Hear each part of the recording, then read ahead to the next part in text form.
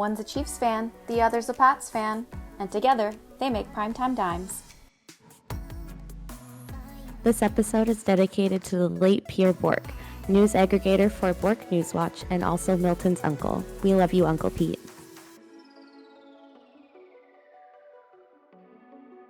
What's up, my fellow football fanatics? Welcome back to episode 18 of Primetime Dimes. It's your weekly source for surviving the off-season and breaking down the headlines during the season. I'm one of your hosts, Megan, and with me as always is Chelsea. Hello. So it's Christmas Eve, eh? We got NFL football, regular season. It's back starting tomorrow. Yes. So with start of season, you know, we always have a fantasy league that goes. And I do believe you actually drafted 2 fantasy leagues this past week. Yes. Yeah, we did a back-to-back draft.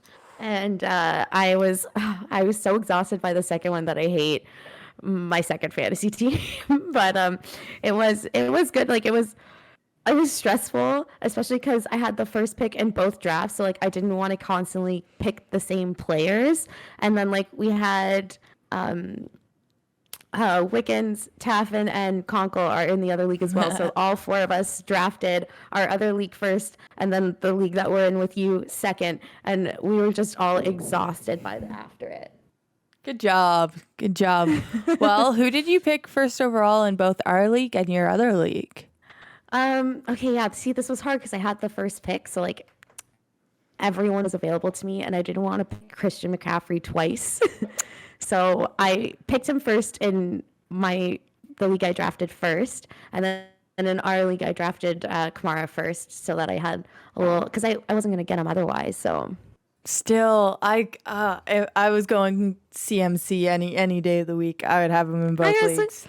I gotta switch him up. I do have Callaway in both my leagues. I snatched him up in late in both our drafts, and I'm really hoping he pops off like he did in the preseason. So that would be dope. That would be really cool. That'd be I would really be cool. excited to see that. How did your draft go? I mean, it went fine. I went in with the sole purpose of getting 2 running backs immediately.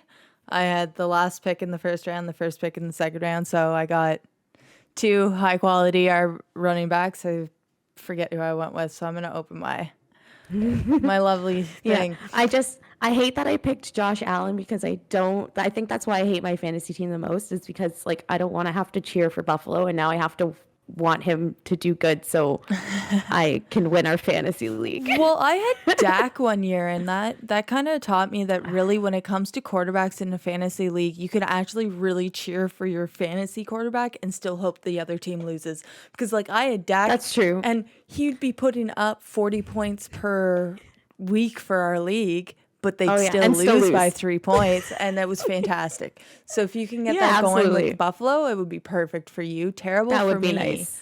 But perfect for you.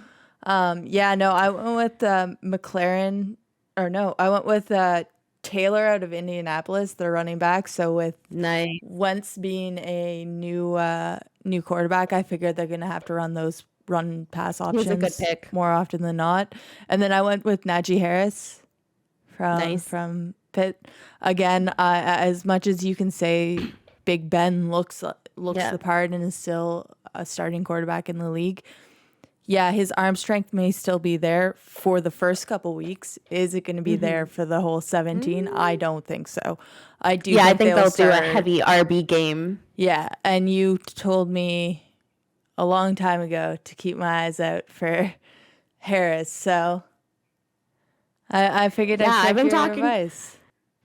Him and I have Claypool this year, so I'm excited for him in our league. I have Claypool and Kelsey. I think are my other 2 favorite picks that I have that I'm excited for. And you know what? I'm very proud of myself. Kelsey was the only Chiefs player I've drafted, so be proud of me.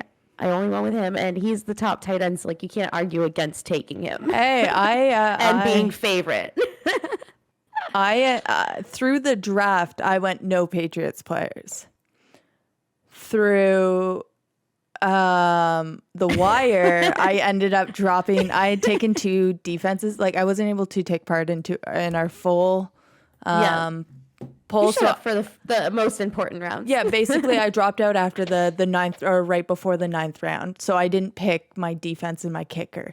And so I had 2 defenses and a kicker, and I didn't want 2 defenses. I was like, I can pick up a defense 1 month on bye, no problem.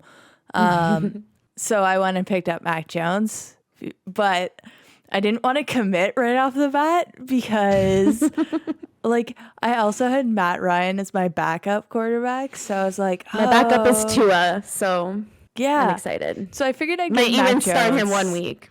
Yeah, I might move to starting Mac Jones. Oh yeah, my starting quarterback's Tom Brady. So who knows? Like he has so many weapons this year that I was like, fine, I'm going with Brady. For the first time in our league, I'm taking my boy TB12. I do have Pat Mahomes in my other league, so I'm happy about that. Yeah. I mean, my tight end? I'm so excited for my tight end. I went with Kyle Pitts from the Falcons. I have Pitts in my other league too. I was like determined to get him in one of my leagues, and like he was still there, and I was like getting ready to take a tight end anyways. And because I pick first and it snakes, I have like a really hard time planning who I'm gonna take because like a full 2 rounds goes by, so like I have to be very careful about who I really want. So I end up taking people a little bit earlier than I should. So I did end up taking Kyle Pitts maybe a round or 2 earlier than people started taking like someone had obviously taken Travis Kelce in like the 2nd or 3rd round easily, but I think I took him in like the 6th round, and I think the rest of our league took tight ends in like the 8th, 7th, 8th round. So like it was still good of me, but like I feel like if I waited, I wouldn't have gotten him. So yeah, I was in that situation where I just went in. I went in with no research. I went going in because I wasn't initially. The best way to do it. Yeah, initially I was gonna auto draft it, so I was just like, whatever. Yeah. It is what it is. I'll try and make up by trades or by picking up players that weren't chosen. I'll trade you. We'll see. I want to see what this team does week 1, and then we can chat. I wish we played Keeper League because it would make it so much more interesting to trade. I hate keepers. I hate dynasty leagues. I like starting fresh every year, and I like that everyone starts fresh every year. I think it's because if I play like that, I'm gonna do really well, or I'm just gonna do really awful. So like I like the unknown of fresh leagues every year, or fresh teams every year. Oh, see, I just find fresh leagues so much more predictable. Like I would anticipate I'll probably finish 7th in comparison to all the other teams. I think I have a good chance of making the playoffs in both my leagues. I think that's just very injury dependent. As long as all of my like I think I could make it with like 1 or 2 injuries, because like everyone gets 1 or 2 injuries. We also have people getting put on COVID injuries. So depending on how that goes, I think I have a really good shot at making the playoffs in both my leagues. Nice. From there on, I don't know. Nice. I'm always jealous of Taffin's team. Taffin always has the best fucking fantasy teams. I'm pretty sure she got graded best draft in our league. Nice. But yeah, she's always a tough one to beat, and she's our reigning champ for our league. So shout out Taffin. Yeah, no, I'm in a couple keeper leagues. Can't wait for those to start up. So this one I always trade. Oh, I don't have my list up in front of me. I should tell you my team at one point. Okay. But like with this league, I just take whoever I've never really used before just to see what they can do. Because like that is one of the benefits of the fresh league is I could go out and pick someone who might not have the best season, but we'll see, or try different draft strategies. So like this time I went in not knowing necessarily who I was going to pick, but I knew what position I was picking at every single round. So I knew I was going to do 2 running backs, two wide receivers, a tight end, a wide receiver. Then I was going to see where we were at with the quarterbacks and all of that. Our league, not shocking. One more. I have one more shout out to give for our league. Yeah. And it's to Marika for always being the most hype in everything we do. Always. Man, I can't wait. I cannot wait to see how this team does. I'm so jazzed to have Tom Brady. Like, not because I think he's going to get me, 50 some points every single week, but I love watching him play. So now having another reason to be like genuinely interested in how many yards he gets or how many completions he gets, whether or not they're going to go for it on 4th and 1. I was just like, yes, let me get all it into all another starts team. tomorrow. Oh, I can't wait. But yeah, we got the preseason finished up and we had our first weekend of college football. So let's get into that stuff. Yeah, so there's actually a lot we've missed over the last couple weeks. We had Carson Wentz get injured, which we discussed previously, but now he's back and practicing, which was way ahead of schedule. You love to see it. You want to see him on the field, especially with the new team. It's going to be interesting. Then you have the Bears actually ended up releasing that wide receiver, Javon Wims. He was the wide receiver that got into the altercation with CJ Gardner last season. Oh, boy. It was about time. You knew roster cuts were coming. They had to get down from 82 to 53. We also had a lot of COVID news, and I'm going to try and go through it maybe a little bit quickly, but as succinct as I can try and get it to come across. So very first, we had CeeDee Lamb getting placed on the COVID-19 reserve list. That was fine. But Cole Beasley of the Buffalo Bills, he was also placed on the COVID list. And that's where things started getting interesting. We had the Bills, Cole Beasley, and then Isaiah McKenzie getting fined under the COVID-19 protocol for violations of the protocol. So they were they were both in quarantine after being in close contact. Now, based off of the rules for COVID here in the NFL this year, if you are unvaccinated and come in close contact with a positive case, you are out 5 days. You are out 5 days no matter what. Whereas if you are vaccinated, you can come back after you submit 2 consecutive negative tests. So you could be back within, 48 hours instead of 5 days. Mackenzie ended up getting fined $14,000 for breaking the protocol, and he posted this on Twitter. Because where do you go when you're angry? You go to Twitter. And Beasley also followed up and said he was fined as well for not wearing a mask while walking within facilities. Now, unvaccinated players are required to wear a mask at all times while in team facilities. And both Cole Beasley and Isaiah McKenzie would be subject to more increased discipline if they were to repeat a violation. Now, it was really funny because I think not 48 hours later, you had Isaiah McKenzie posting a vaccine receipt on his Twitter and being like, for the greater good. Oh, it was on Instagram, not Twitter. But he was like, for the greater good. So he did end up going to get vaccinated. And I think it's extremely interesting. Thank God. Time progresses and these fines and these rules actually start to become more tedious. You can't unvaccinated players. You can't go anywhere as like a regular citizen. Like you can't go into places without immunization card and proving that you're vaccinated, and the world is being divided, and I hate it. But we're gonna move on from that. No, for sure, and it will be interesting to see. So the Tennessee Titans also have had a massive COVID outbreak. 9 players, including QB Ryan Tannehill and head coach Mike Vrabel, have tested positive. They currently, I couldn't tell you their status, whether or not they will be back for week 1. However, I'm not too sure either. However, based off of when they tested positive and the length until we have week 1, I would assume Tannehill will be the starting quarterback, because regardless of him being vaccinated or not, which I believe he is not, he will have had 5 days pass but before week 1 even starts. So I anticipate him being back. And then I think it was 2 days ago, it might have been yesterday, we had the Tampa Bay Buccaneers actually saying that they are now the second team in the league to reach 100% vaccinated. So that means all players, all coaches, and all staff are vaccinated, which is a huge advantage. And when this came out, interestingly enough, at least for me, came out that Tom Brady also had COVID in February.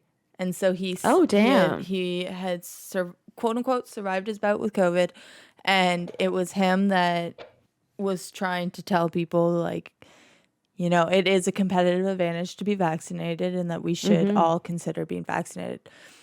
Yeah. I hate the Bucks, but good on them for getting everyone vaxxed. Yeah, you love to see it. Any team that's at 100% vax, I'm for this year only, I'm going to have that special, like, well, I hope you beat these other teams because they're not 100% vaxxed and they're not my team. But there's a few interesting statistics that are also coming out from COVID in the NFL. So the NFL is seeing a 2.2% incidence rate among unvaccinated players, but just a 0.3% incident rate among vaccinated players. So that basically means how many new cases of COVID are we seeing occur in these individuals.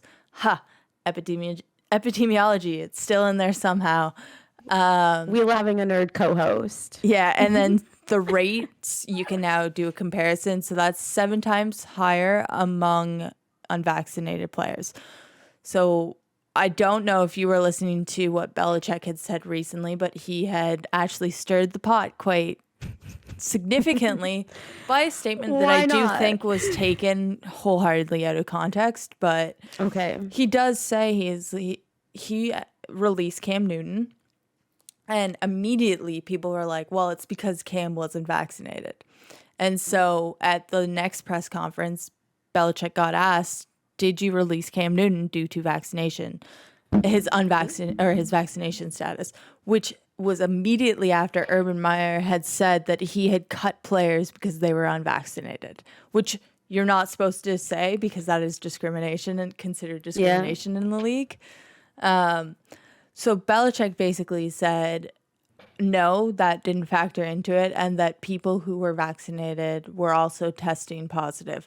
Now, immediately you had commentators in the league be like, oh, what does he mean by this? Like not being vaccinated is what he wants. And he's like, no, he followed up and obviously was like, if you're vaccinated, that is a competitive advantage for us.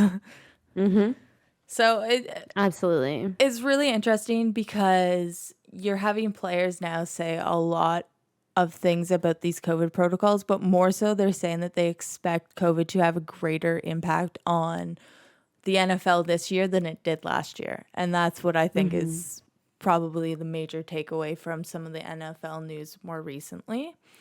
Yeah. Now, a couple other things just to follow up from our QB debate was that the Broncos did end up naming Bridgewater the starter, like we both thought they were going to do. Then we had Winston being named week 1 starter for the Saints, which was unfortunate for you because that was immediately after we had recorded the last episode. It was like 20 minutes after we finished recording. I sat down to watch the game. Like I got off saying, I'm going to go watch the game. See you next week. And I within the first quarter, I was like, I fucked up. Yeah, no, it was unfortunate, but that happens. Then even it felt like so much, like so close after we finished recording our last episode that news came out that Travis Etienne, who's the running back for the Jaguars, was going to be out for the season. And do you want to talk a little bit about how that news hit you? Hard. It hit me so hard. I was so upset when I got the notification to my phone. I was like, are you kidding me? He hasn't even played a game yet and he's already injured. Like, this is his rookie season. So I'm like, girl, I hate when injuries take away a player's rookie season or like any season in general. It's like, it's just sad to see, especially like that he's like very likely not coming back for the season at all. So like it sucks for him. It sucks for people like me who wanted to see him play in the NFL, and it sucks for the Jags because they drafted him in April, and they won't be able to use him for the season. Yeah, I hate to see rookies get injured prior to the season. Not that I want them injured during the season, but like I just hate seeing it because they come out of college with such promise, especially these first rounders. Yeah. And you're like, I just want to see you crush it in the league. I want to know who do I have to start taking, like in my keeper league. This is where I start looking at all the rookies, and I'm like, okay, which rookies should I try and make a trade for. And then also I'm going to use you quite heavily during our college episodes so that I can start planning who I'm going to pick in the upcoming draft. God, starting this podcast was a great idea. Pick my brain. Yeah. But it was really, really sad to see. And then in other news, sad for me, but other running back news, the Patriots ended up trading running back Sony Michel to the Los Angeles Rams in exchange for 2 late-round conditional draft picks.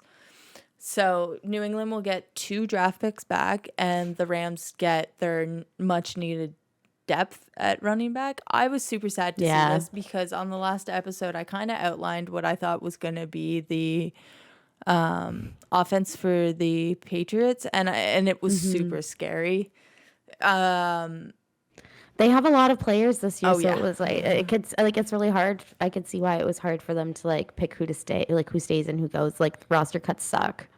They really, really do. And in with roster cuts, we had what I thought was a really interesting trade that the Jags announced, and this was right after the Jaguars announced that T-Law or Trevor Lawrence was going to be starting week 1. I thought, oh, great. Okay, Gardner Minshew's going to be the backup.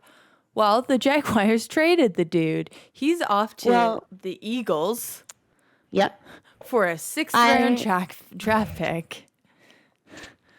I think I wasn't very surprised by this because I don't know if you watched the last 2 Jags preseason games, but they put in their 3rd-string quarterback, and he was throwing almost as good as Trevor Lawrence. Oh, At that point, it was smart of them to send Minshew over to the Eagles in exchange for, they get 2 draft picks? Yeah. I think they got a conditional 6th-round draft pick. A conditional. Yeah, exactly. So like it's especially with like ETN out, they're probably going to need more people next year as well. So and if they have someone that is better than Minshew to fill the backup shoes, then send him off and get what he's worth for it. So I think it was good. I wasn't as surprised to see that because I knew that their 3rd stringer was really good. Yeah, that makes complete sense. Then go get a draft pick. Send Minshew and let Trevor Lawrence just not worry about anyone truly being behind him. It's the same concept as why I don't think Newton would have been a good backup for the Patriots. And then in final news for this week, just to try and get it nice and rounded off, the 49ers just today signed Josh Norman. He's a cornerback who was a former All-Pro for the Washington football team and just played for the Buffalo Bills this past season. It didn't really work out for them. He still made big plays, but I cannot wait to see what he does for the 49ers. I'm excited. It's an exciting move. I'm excited to see him in the 49ers defense for sure. And then to kind of flip the script, I know that we don't normally plan to discuss college football. We are actually in regular season college football now, unlike the NFL. So, Chelsea, I thought maybe our listeners might want to hear a little bit about what really happened this past week, because a lot of major things happened. And I don't mean to be bringing this up because, of course, what the heck happened to Clemson? I don't know. That's not the kind of Clemson I'm used to seeing play on Saturday night. It was insane. I was like, you know what it is? Either I was like, Clemson, Georgia, that's going to be a good matchup. The score was 10-3. Yeah. I was so disappointed with this game on like all parts. Like it wasn't even like we had a good, like you can have a good loss in college football. Like this was not a good loss. We didn't even score a touchdown. DJ didn't look right to me. Like it didn't look like the same guy I saw play Notre Dame last year. He got sacked a lot. He was even right. He threw like a pick 6 happened, and he was the one running after the guy who had caught the ball running into the end zone. And it was just like his effort was there. It was just not right. And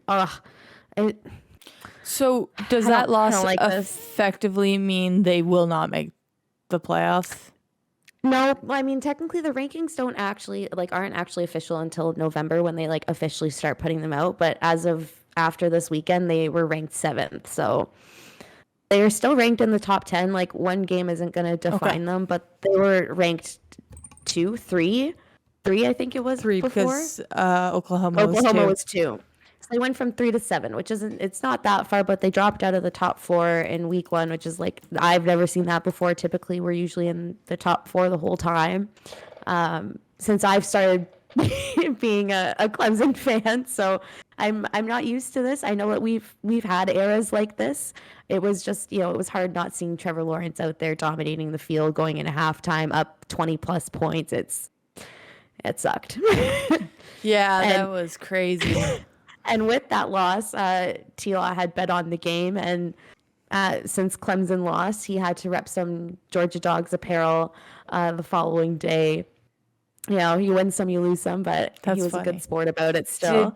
And then I'm going to cut you off, sorry, quickly. Did you hear that the NFL is now genuinely concerned about COVID outbreaks because of how many starting quarterbacks and players from the NFL went to see their former colleges play in week 1? True. There were so many. I did see a lot of people went back to Alabama, LSU. And Clemson as well. So it was. I did see that a lot. I didn't even make the connection that they all traveled right before week 1. Oh, that's going to be fun. Yeah, we'll see what that brings. Yeah. So what happened to LSU then? I think you watched that game as well. I did. It was. I watched. I had Spencer over, who was on the show a while back. Yeah, he came over Friend to of the watch show. Some football games. Heck yeah! Shout out Spencer. But yeah, he came over to watch some games, and we were flipping back between Clemson and LSU versus UCLA, and it was very exciting. LSU had, I can't remember what his name is, but he was repping number 1, and he was phenomenal. We kept calling him Booty, but I don't think that's how you pronounce his name. This is what fans do. LSU lost, so both my Tigers team and his Tigers team lost, but it was a very exciting matchup. UCLA upset LSU, and they were phenomenal. They got I think they got a pick 6. They had a couple good long bombs. It was a very exciting game, much more exciting than the Clemson Georgia game, which took me by surprise. So that was nice to see. And then unfortunately, I didn't watch the game. And I wish I did, because another really exciting game happened against Notre Dame and Florida State. Notre Dame pretty much blew their lead to Florida State and then pushed it into overtime and then won overtime. And then news was coming out after yesterday and today that the coach of Notre Dame, Brian Kelly, said to the media that the entire team needs to be executed after that close win over FSU. And he is not happy that they blew that lead. Not happy at all. So you don't say that. But yeah, that's the other thing, is you don't say things like that, especially to media. You don't, if you're heated, you don't approach the media after a game. I'll always stand by Cam Newton when he was I'm not talking to anyone after he lost the Super Bowl. And I hate that they painted him in a bad picture, because I wouldn't want to talk to anyone after I lost the biggest game of my life either. So I don't believe in the media approaching heated people. I don't like when heated people approach the media, because things like this happen. But some really cool news coming out of a team you've probably never heard of. Nope. The quarterback for Presbyterian College, Ren Heffley, threw 10 touchdown passes. He set an FSC record in the win in throwing 10 in a game. It was 9 before, and I think that record was from 1984. So it's been a long time since someone's thrown more than that. And then I was looking into it because I wasn't sure if this is a D1 school, but it's a D1 school in the FCS, which is the Football Championship subdivision. Okay. So I don't think that it's like it's D1 in a different context. Yep. But regardless, that was still really cool to find out, and that hasn't been done since the 80s. So I was good on you, Ren. That's wild. And I need to stop saying my personal opinions on this podcast, because Alabama blew out Miami. I think it was 44-14. Oh yeah, it wasn't even close. I was it wasn't even close I thought it was going to be. So I'm really sad. I really thought Miami had a chance to I'm more upset that Alabama didn't get upset week 1. Well, and then after Clemson did, you had a rough week. I watched Alabama blow out Miami, and then I watched Clemson not even score a touchdown. So yeah, it was not a fun first college weekend, but I'm really happy that I caught the LSU UCLA game, because it was a very exciting game. And I mean, I did wish I watched the Notre Dame game, but I was moving this weekend, so I was so tired that I was like, I need to sleep. Yeah, I can't even imagine how tired you must have been. Did you watch any of the UNC game? No, but I'm very happy they got upset by Virginia Tech, let me tell you. I didn't watch the game, but I did get the news that they were upset, and I was like, I hate North Carolina. Yeah, me too. I hate the Tar Heels.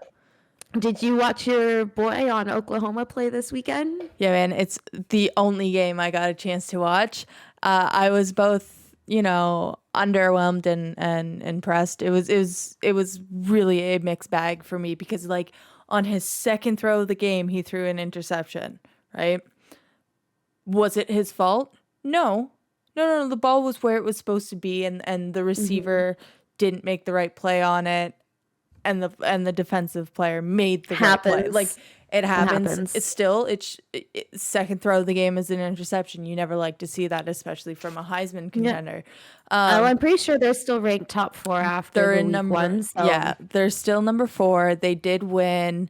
I thought that taking Rattler out at halftime was basically a little too early. Yes, the game was already at 21-3.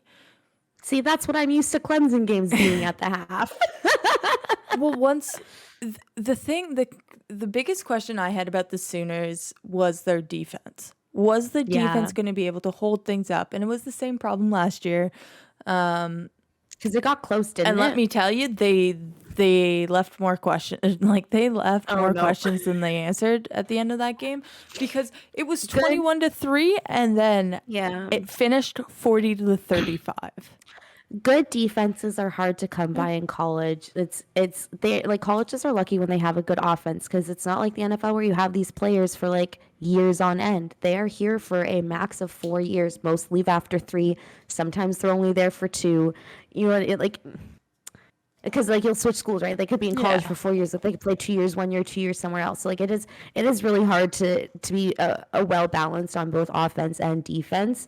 So like you shouldn't be too hard on Oklahoma for not having good defense, but defenses do win championships. So there is it. I understand why you're concerned. I'm just concerned. I do think if Rattler's in there the whole game, or into the fourth, that it's not 40-35 because like I didn't watch the second half. At the end of the day, I was focused on what was Rattler doing. I have some family things that I'm a little more focused on.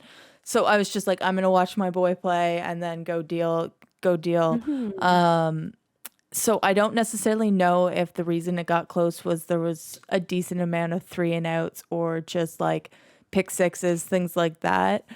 But I didn't catch that game, so I couldn't tell you. Maybe if Rattler had been in there longer, there would have been more sustained drives by. Granted, it was still 40, so they still had to score 19 points without Rattler. But like, I don't know necessarily what happened, if there was just more chances for Tulane to score. So I look forward to seeing Rattler play again, not going to lie. I'm happy Oklahoma's still in the top 4. You, my dear, are going to have to tell me that there's a new top 4 then. Like you don't believe Clemson's in the playoffs, right?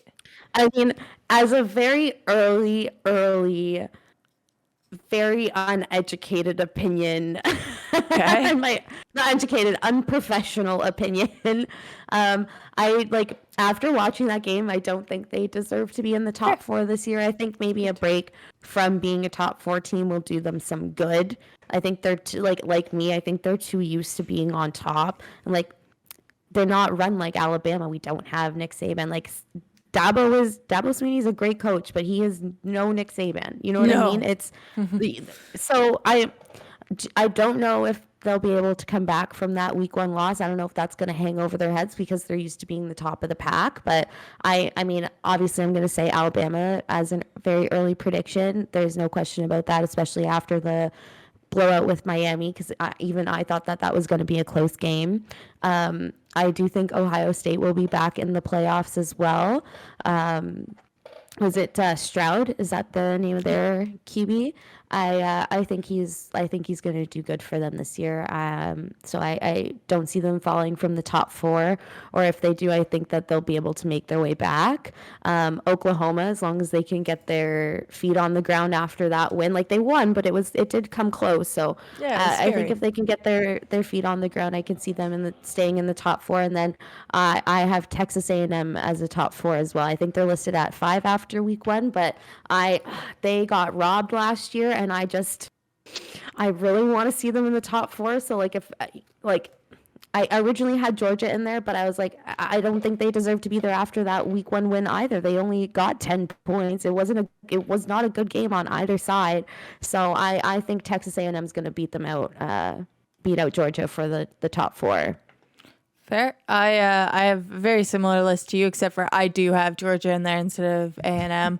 At the end of the day, Georgia has a defense. Like if anything, the game against Clemson showed me was Georgia has a defense, and their offense didn't look off in the sense of not salvageable, but more so off in the sense that they just need another game, a couple more practice. Like it felt like it was there, but maybe the throw was off by that much, or that it was, instead of doing a like kind of cut, he went for the long, like there's just some little bit of miscommunication it felt like was going on. Yeah. Which I think they got to find their footing. Yeah, exactly.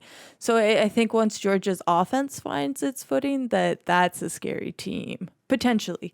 But what do I know? Because I don't really watch a ton of football. The thing with Georgia is that they'll do really good. Georgia's like the choke. They're the choke team, to be quite honest. Like they'll be really good, and then they'll just fucking lose it. I don't.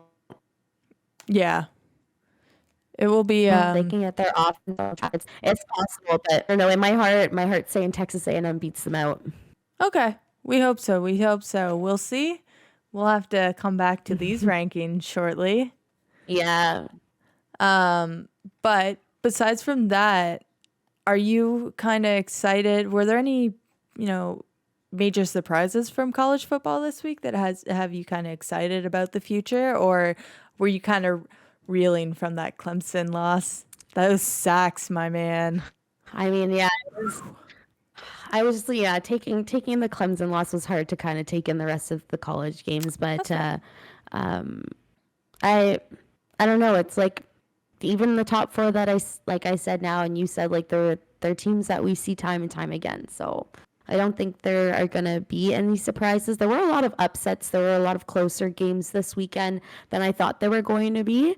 But, in the long run, that's probably not going to hinder too much on the rankings if those teams end up doing well that were upset week 1, because there isn't anything to right now. Okay. Well, that's good to know. And as I mentioned at the top of the show, I'm leaning in, so this is serious. Is that week 1 of football starts tomorrow. Woo! And with that, I do believe we should post who we think's going to win each week. And rather than going through today, you guys can actually see who we pick on our Instagram page starting tomorrow, I believe. It would be on the Thursday. Yeah. On Thursday, they'll be able to see. Thursday mornings, you can expect to see a post on our Instagram with our Sunday docket pick-ems. We're going to do just the Sunday games to keep it simple. And you can comment yours, let us know what your pick-ems are that week, and then the following week on our show, we'll let you know how many we got right or wrong. It'll be a fun little game throughout the season, and you guys can play along in our Instagram page as well. Yeah, let us know who you think's going to win week 1. Better be the Patriots. I am really excited for the Chiefs-Browns game, so it's going to be a good weekend of football. I'm very excited. But I guess that's all we have for this week's episode. Don't forget to like, comment, subscribe, share, rate, and review the show. We are available on Spotify and Apple Podcasts, as well as YouTube and our website, primetimedimes.com. Next week is the start of the NFL season. We're going to get ready for Dak's return against the Bucs. We have Mac Jones and Trevor Lawrence starting their first NFL games. I'm just so excited to see that and for the season to start and all that is to come with this season. So with that, we will see you next Wednesday, guys. Listen in to Primetime Dimes every Wednesday for your latest on football.